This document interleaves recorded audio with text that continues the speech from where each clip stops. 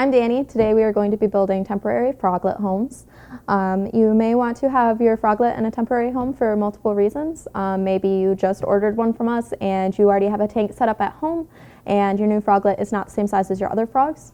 You could have a froglet that maybe is looking a little under the weather and you want to more closely watch the frog and make sure it's eating and it's healthy. Or you might even be redoing a tank or making some transition and you don't want to have your frog in the way. So to get started, here we have some plant clippings. I just took these off one of our plants that is in our tadpole room here. You can clip them off your house plants or you can go inside a tank and just clip some off of there. I have a couple of bins here. I have pre-soaked sphagnum moss, and here I have some leaf litter. I have a breeder cup, and I have a cocoa hut.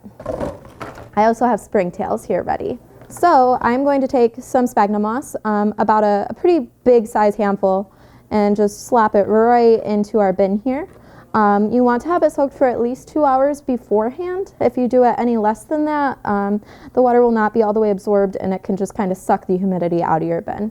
So you want to have about a big handful. It's a loose inch in here. This will be good for all of your froglets. If you have anything in mind about why you are putting the froglet in here, you might want to think about that. If your froglet's not hopping very well, maybe have less sphagnum in here. So regardless of the reason that you have your froglet in a temporary home, and regardless of the amount of time it's going to be in here, you are going to want some springtails in here. So I'm just going to move the sphagnum to the side. You can even do it before you put the sphagnum in. And I'm just going to sprinkle probably 20 in here and then cover it right back up with the sphagnum. The springtails will take care of all of the waste that your froglet creates and keep mold in check. So I have those. Next, I am going to add some plant clippings. I'm just going to put the end right under the sphagnum. And the pothos are pretty resilient. They will keep healthy probably the duration that your froglet is in here. And you can also add some leaf litter. Just make sure to avoid covering up the leaves, the active leaves themselves, because if they're not getting any sun, they will die and just decompose too quickly. If you see yourself needing to make multiple froglet homes, we do have a rearing froglet kit for sale on our website that comes with the kit or everything that you need inside the kit to make 10 froglet homes. And that's basically just what we're recreating here. These plants I picked myself, but I believe the one that comes in the kit is a creeping Charlie, which will work just as well. Okay, so at this point you can make your froglet home any way you want. You can add more leaf litter to it. You can take out some. You can add even more leaves to it.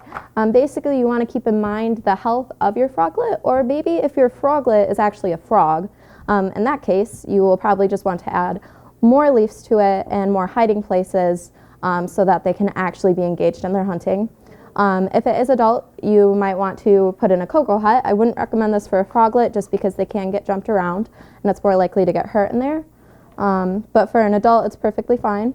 And then a breeder cup also, this is particularly great for thumbnails because they like to hide in there, but any frog will. So you could just set that right in there, just a little extra cover.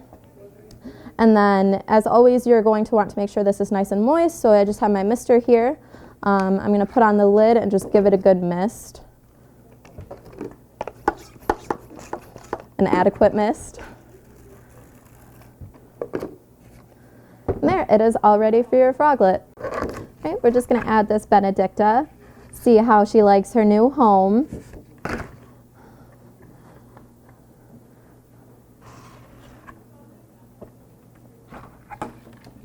Oh, I think she approves. Be sure to subscribe to our YouTube channel and give this video a thumbs up if you like what you see.